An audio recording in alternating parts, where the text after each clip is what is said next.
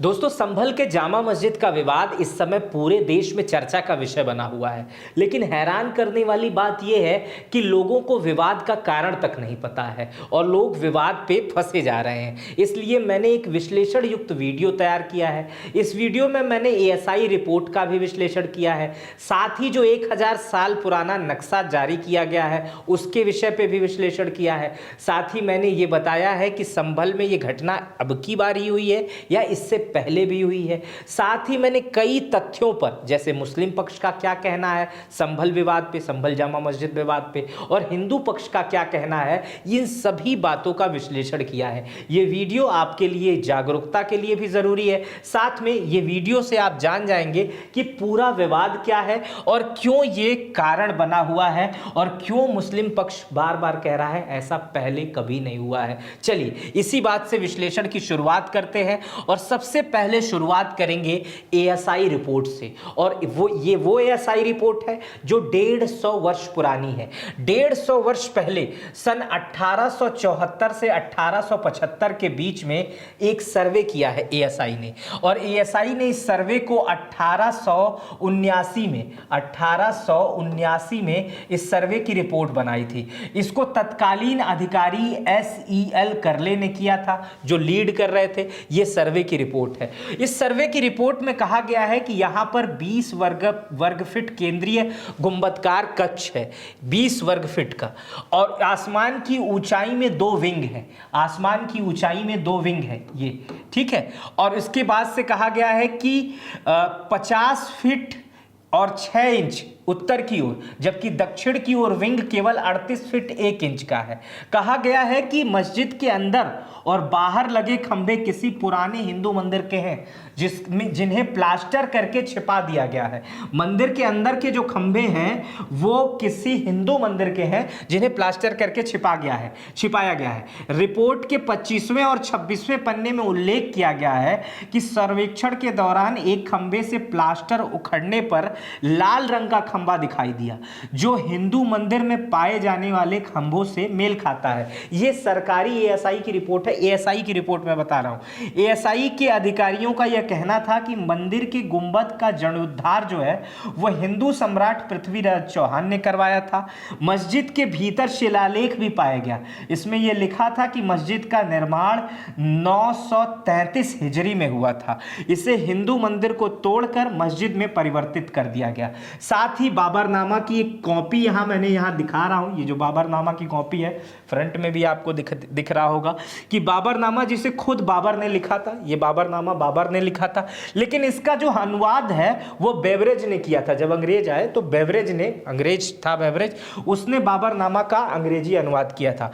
बाबरनामा में लिखा है पेज नंबर 87 पे, पेज नंबर 686 687 में बाबरनामा के जो अंग्रेजी अनुवाद बेवरेज ने किया है, उस पेज नंबर 687 पे लिखा है कि संभल की जामा मस्जिद भगवान विष्णु के मंदिर को तोड़कर बनी है और यह आदेश बाबर ने दिया था और उसके दरबारी मीर हिंदू बेग ने हिंदू मंदिर को जामा मस्जिद में परिवर्तित किया। मीर हिंदू बेग जो था वो बाबर का दरबारी था और इसी ने मंदिर तोड़वाकर मस्जिद बनवाया, ऐसा बाबरनामा में लिखा है। अब यह जानना जरूरी हो जाता है। ये तो बाबरनामा हो गया और एएसआई की रिपोर्ट हो गई। मुस्लिम पक्ष क्या कह रहा है, आइए चलिए मुस्लिम पक्ष की तरफ ले चलते हैं। मुस्लिम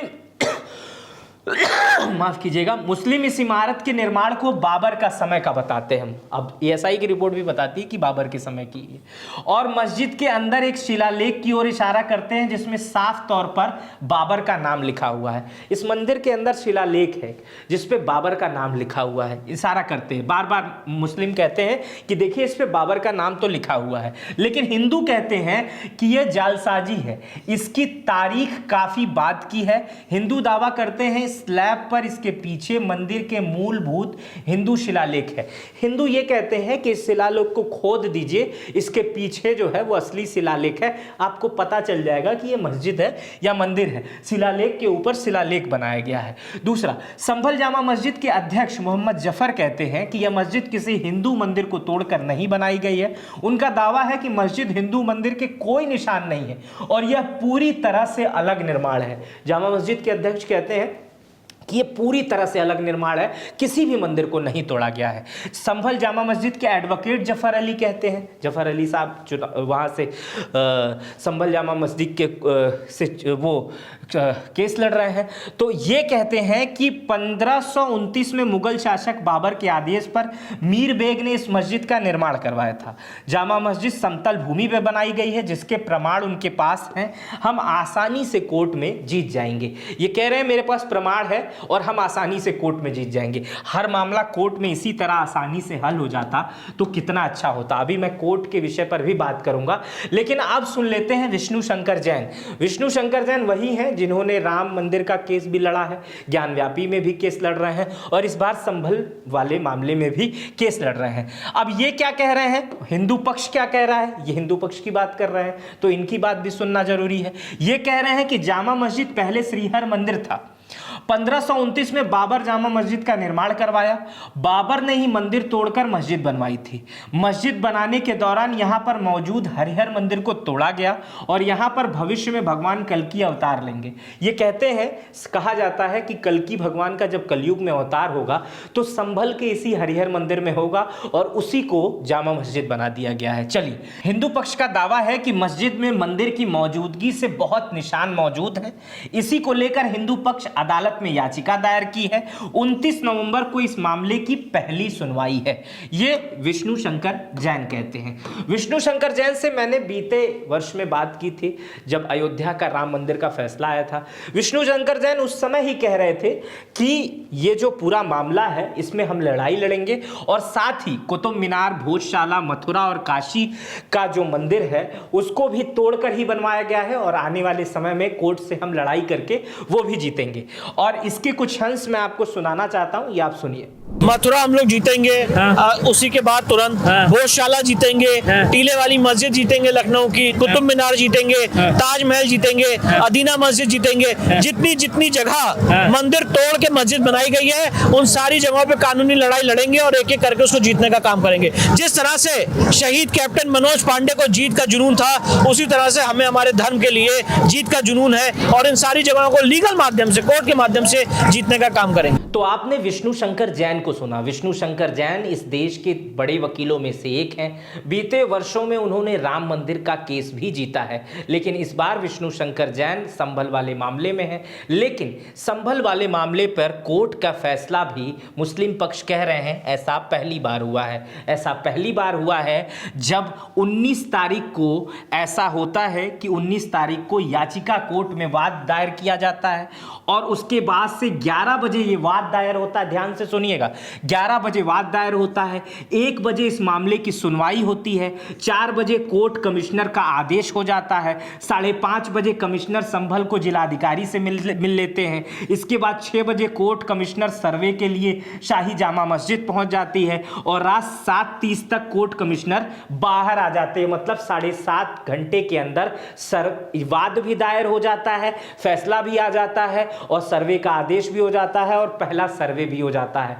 तो ये इतना जल्दी कैसे हो जाता है? इस तरह की जल्दीबाजी से लोगों का अविश्वास पैदा होता है और इसी अविश्वास का कारण है कि संभल में अब तक 4 लोगों की जान चली गई है। संभल में बवाल हो रहे हैं, इंटरनेट बंद करना पड़ रहा है, पुलिस को कार्रवाई करनी पड़ रही है और ये शायद इसी तरह के अविश्वास से होता है। और अविश्वास इसीलिए हुआ क्योंकि चीजें बहुत जल्दी से हुई, लोगों को भरोसे में नहीं लिया गया। अगर हिंदू पक्ष को लग रहा है कि ये मस्जिद नहीं हरिहर मंदिर है तो कोर्ट का ऑप्शन है, सुप्रीम कोर्ट का है, हाई कोर्ट का है, लोअर कोर्ट का है। कोर्ट से तमाम मामले पहले भी तय किए जा सके हैं। राम मंदिर इसका सबसे बड़ा उदाहरण है। तो इस मामले में इतनी जल्दी करने की क्या आवश्यकता थी? और शायद इसी जल्दीबाजी की वजह से 4 लोगों की जान चली गई, क्योंकि उसी दिन सुनवाई होती है, याचिका स्वीकार हो जाती है और कमिश्नर सर्वे का आदेश दे देते हैं। तो इस बात को भी समझना चाहिए कि आखिर इतनी जल्दीबाजी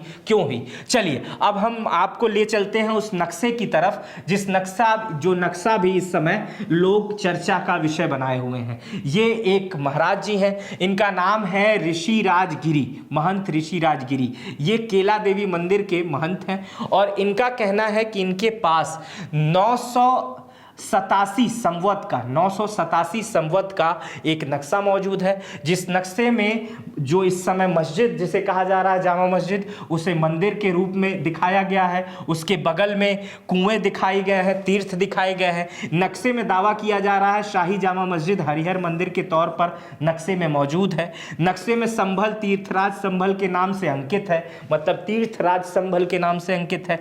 नक्शे में संभल के 68 तीर्थ और 19 कूप दिखाए गए हैं, मतलब कुएं दिखाए गए हैं। ये नक्शा है और ये नक्शा संवत 987 का बताया जा रहा है। तो ये नक्शा भी एक चर्चा का विषय बना हुआ है। अब मैं आपको बताऊंगा, शुरुआत में मैंने कहा कि संभल विवाद हुआ है। संभल विवाद में 4 लोगों की अब तक जाने की पुष्टि हो गई है।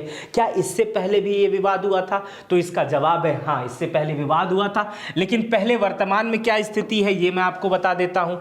वर्तमान समय में पुलिस की हिरासत में 21 से अधिक लोग हैं। इंटरनेट की और स्कूल की सेवाएं बंद कर दी गई हैं संभल में। सोचिए, स्कूल भी बच्चों के बंद हो गए हैं, इंटरनेट तो बंद ही कर दिया गया है।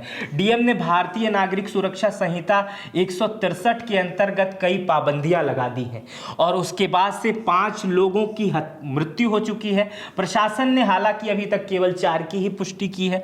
डीआईजी, डीएम, एसएसपी ने संभल पर पूरा एक कैंप बना लिया है, छावनी पुलिस में बदल दिया है। संभल के सभी लोग लगभग डरे हुए हैं, लेकिन पहले भी तनावपूर्ण हालात रहे हैं। इससे पहले भी संभल में मामले हुए हैं। संभल में 1976 में जामा मस्जिद, इसी जामा मस्जिद के इमाम को मार दिया गया था, जिसकी वजह से पहले भी कर्फ्यू लगे थे, पहले भी महीने भर तक पूरा संभल बंद था और विवाद यही था कि जामा मस्जिद के इमाम को मार दिया गया है। फिलहाल एक बार फिर से मंदिर मस्जिद वाला मामला कि मंदिर ही मस्जिद है, मस्जिद ही मंदिर है, ये मामला फिर से देश के सामने आ गया है। इससे पहले ये सब तमाम मामले पूरे देश ने देखे हैं, लेकिन बीते दिनों मोहन भगवत की मुझे एक बात याद आ गई।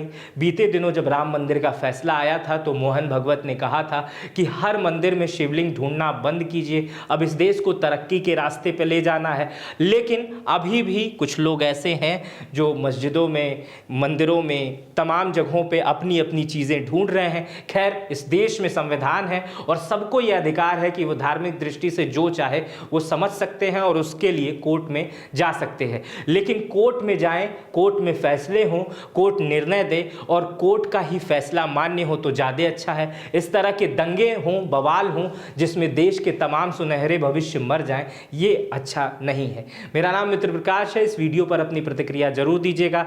ये जानकारी आपको कैसी लगी ये कमेंट बॉक्स में बताइएगा। चैनल पे अगर नए हैं तो सब्सक्राइब कर बेल आइकन दबा दीजिएगा और अपना बेहद ख्याल रखिएगा। बहुत बहुत शुक्रिया।